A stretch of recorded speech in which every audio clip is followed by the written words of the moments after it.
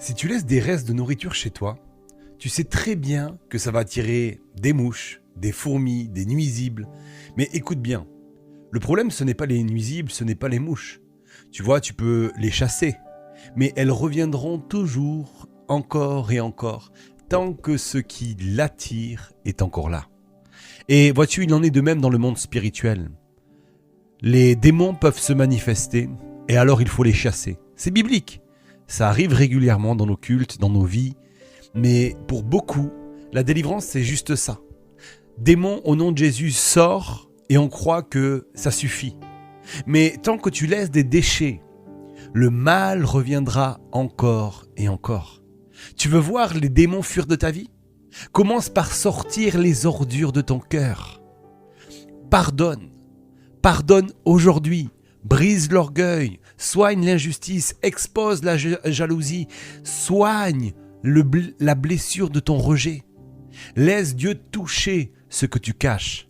Parce que les démons ne se nourrissent pas de pain, mais ils se nourrissent de ton cœur pollué, de ce qui est impur.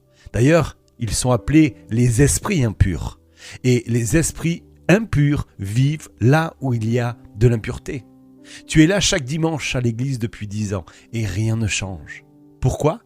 Parce qu'il y a encore du lourd, du sale, du non traité à l'intérieur. Et tant que tu ne règles pas ça, tu ne fais que repousser les mouches sans enlever les déchets. Mais Dieu, lui, il ne se contente pas de chasser les mouches. Il veut retirer ce qui pourrit. Il veut nettoyer le terrain.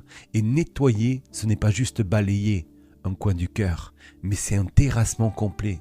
Dieu veut déraciner la rancune, briser les forteresses mentales que tu as, couper les liens du passé, fermer les portes que tu as laissées ouvertes.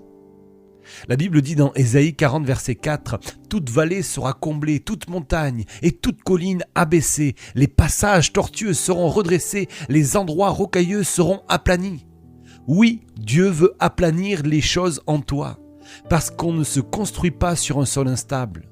On n'impose pas l'onction sur un cœur en désordre. On ne bâtit pas sur des fondations fissurées et un sol instable. Beaucoup veulent de la délivrance, mais refusent d'enlever le buffet qui nourrit leur chaîne.